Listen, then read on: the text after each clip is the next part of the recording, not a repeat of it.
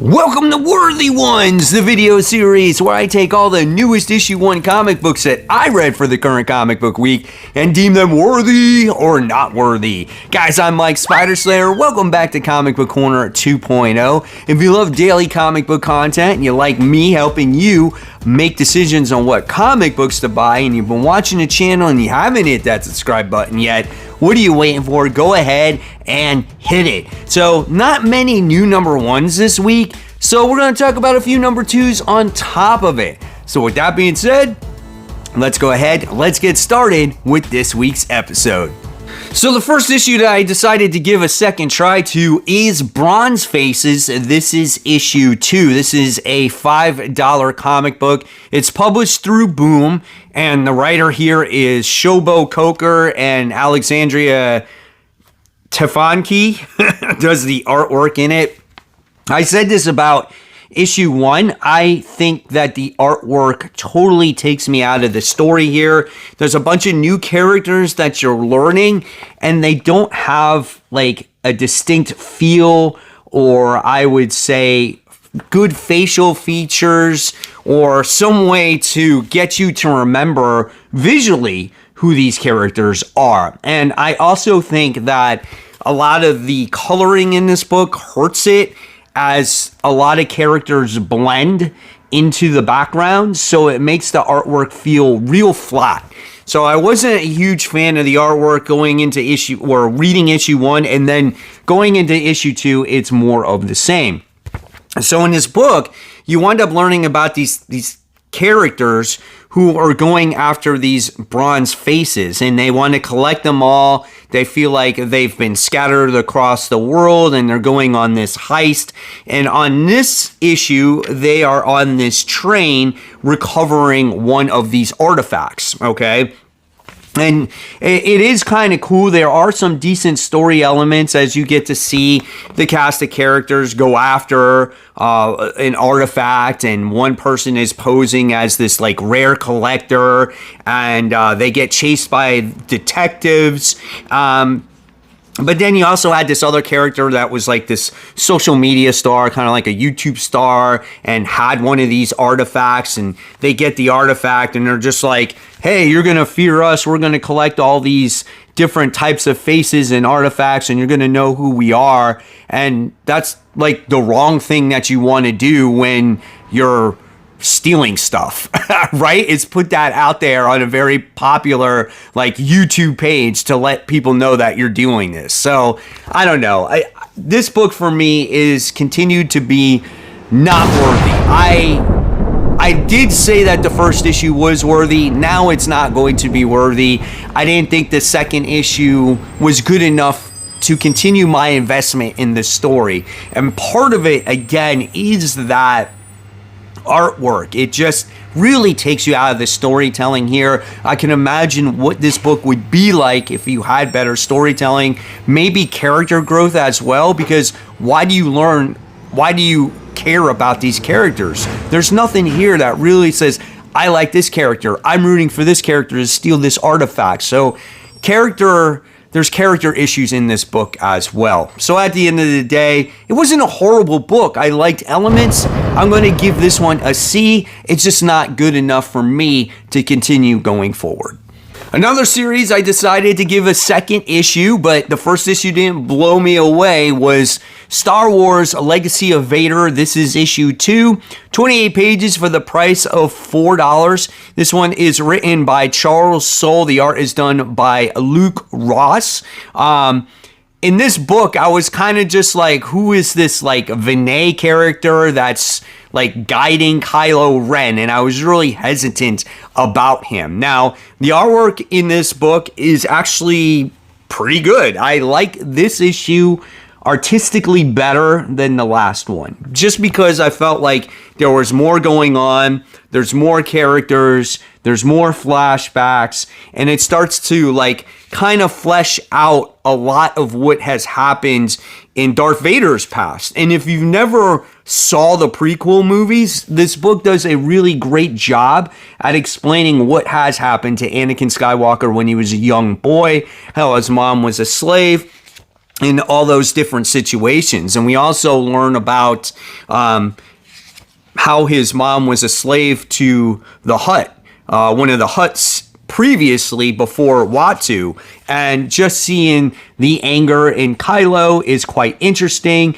And obviously we're still trying to figure out if Kylo wants Darth Vader kind of in his life anymore, right? Because he's trying to create his own character. He's trying to erase the Vader name, not trying to live in his grandfather's footsteps anymore, but you're still learning all that history at the same time.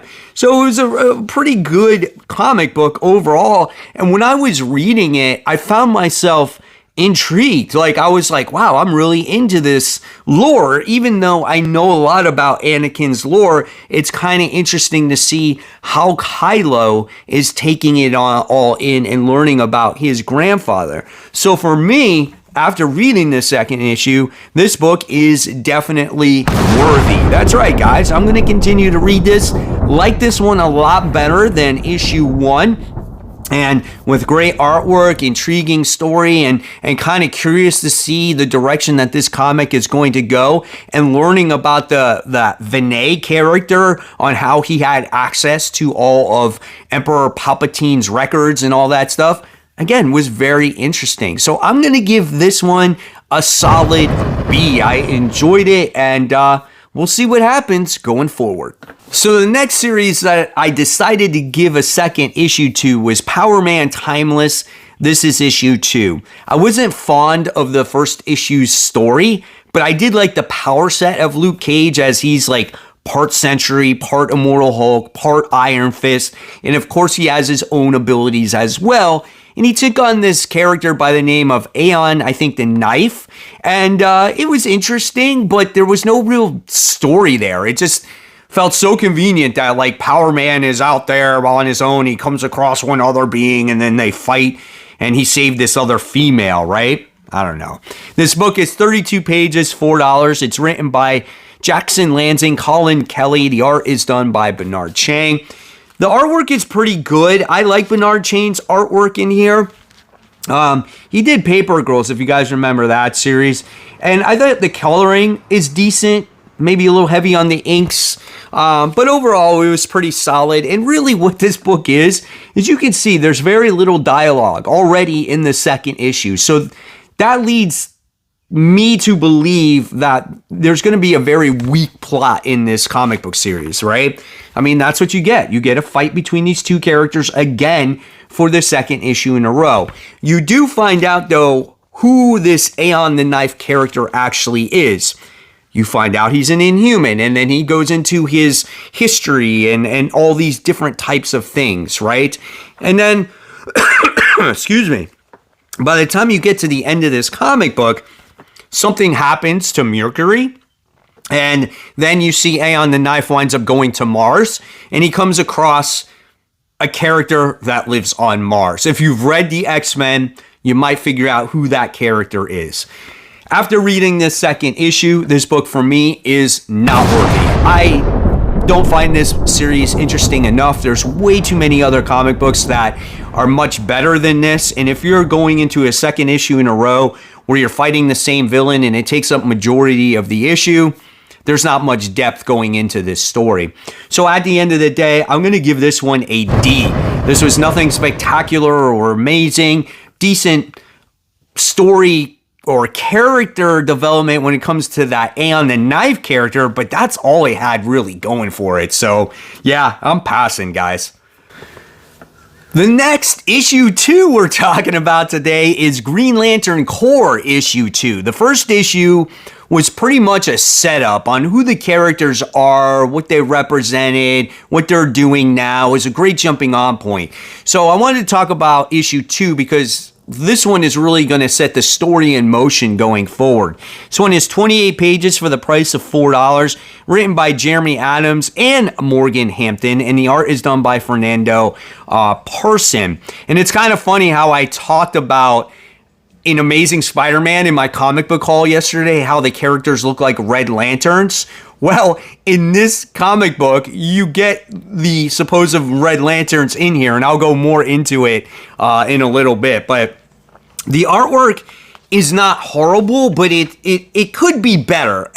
I think when it comes to like the ships and the atmosphere and space and everything, I think it looks really good, right? But when it comes to like certain characters' facial expressions, like the human side of the characters, I thought they could look better.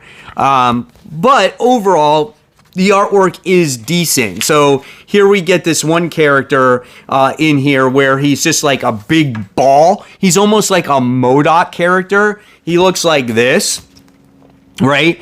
And he looks good. So that's what I'm talking about. When it comes to the human side of things, it's just kind of, it just looks a little off. So what was this story about? Well, we wound up getting to see Jon Stewart and Hawkwoman, who had relationships with each other, go back to her homeworld. And we find out that her homeworld is basically destroyed. It's not 100% destroyed, but it's in pretty bad shape, right? I mean, you got the whole bottom portion of it destroyed, and here's what's left of it.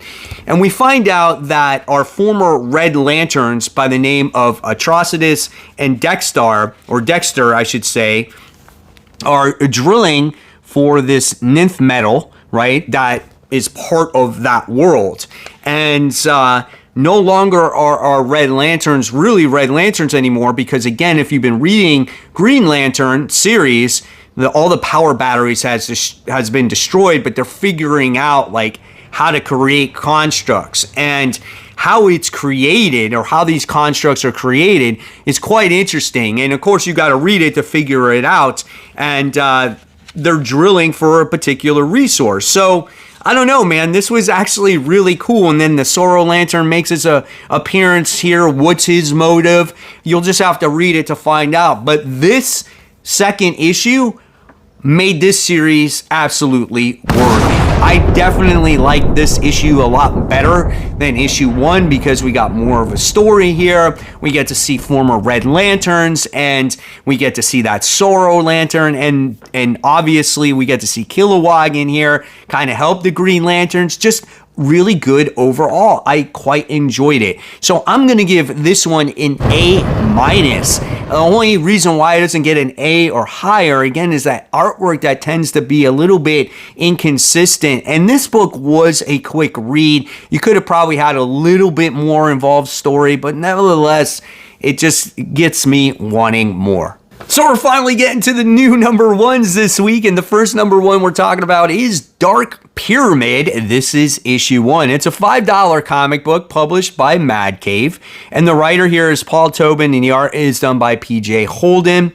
The artwork is pretty good in this comic book. I love the characters' facial features in here. There's not a lot of action. There's some definitely horror elements to this book by the time you get to it. It's fine. Everything is just kind of simplistic, and it does its job on what it needs to do. So the plot of this book is about a social media star, YouTube star, that likes to go live and do his expeditions live, right? So he comes across a cave, and he's broadcasting to everybody, and he finds something amazing, right? And then the next thing you wind up finding out is that his feed goes dark, like no one knows where he's at. And his wife is in constant communication with him too, but she's at home.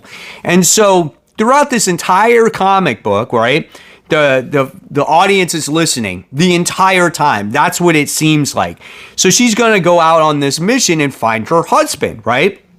And she is a little bit worried, but you would think that she would put down that damn phone for 5 minutes and stay off the air and focus on finding her husband. And she never puts down the phone. She's like, here I am, guys. We're going to look for a cabin. The police are not very nice here in this area. Hopefully I can find my husband. I would be freaking worried sick if my significant other went dark and I haven't heard from him in hours and hours and hours, right? I mean, come on, like seriously, dude. And so that kind of really bugged me about the comic book, right? And so she finds a place to stay, and this place has this monster there at the end of it. And you're like, okay, kind of cool. Listen, I think for me, this book was not worthy. I'm not saying this was a bad book. I think the book has a decent story, right? But there wasn't anything here that kind of just said, oh man, I got to really buy at this next issue. The creature was so horrific looking that it's just like creepy and eerie. I think it just took too long to get to that point, right? We spent way too much time like getting to the place, finding the cabin, and then getting to the horror side of things, right? We spent too much time with the social media aspect of it. And as a YouTube guy, like I appreciate when kind of like comic books go into that YouTube space and social media space, but it's just like your significant other is missing, dude. Like, put it down. There's a time and place, right? It's so funny. But overall, it's a fine story. I'm just not going to continue it. And it's not something that I think you're going to really remember and go out there and say, oh my God, I must buy it. So this one gets a C for me, and I'm just not going to pick up the next issue.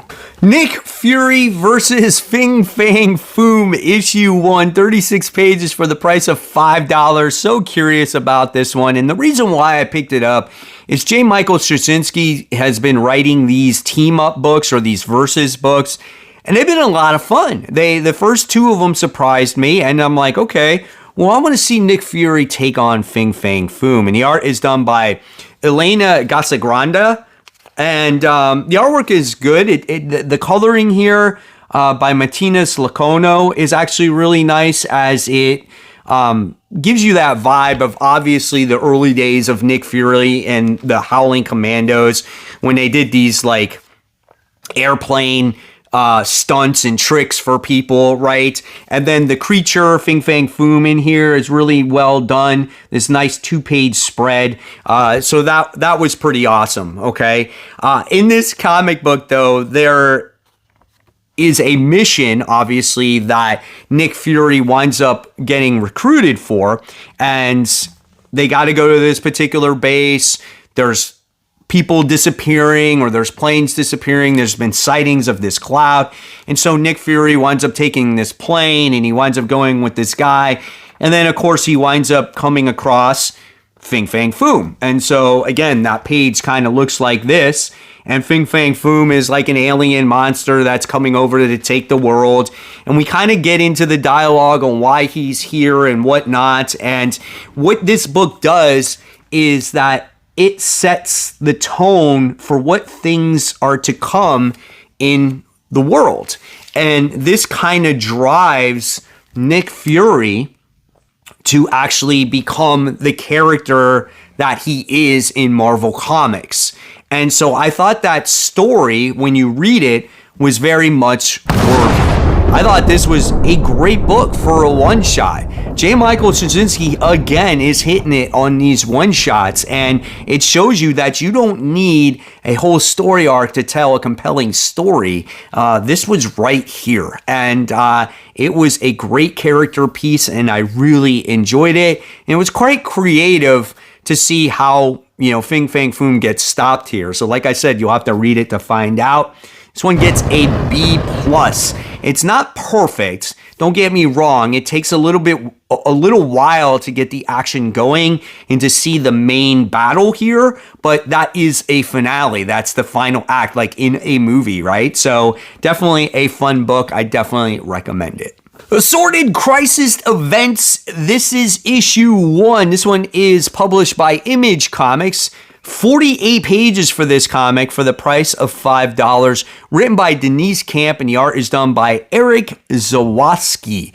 Now, when it came to this comic book, I did not put this on my final order cutoff, FOC, in case you guys are not sure what that is.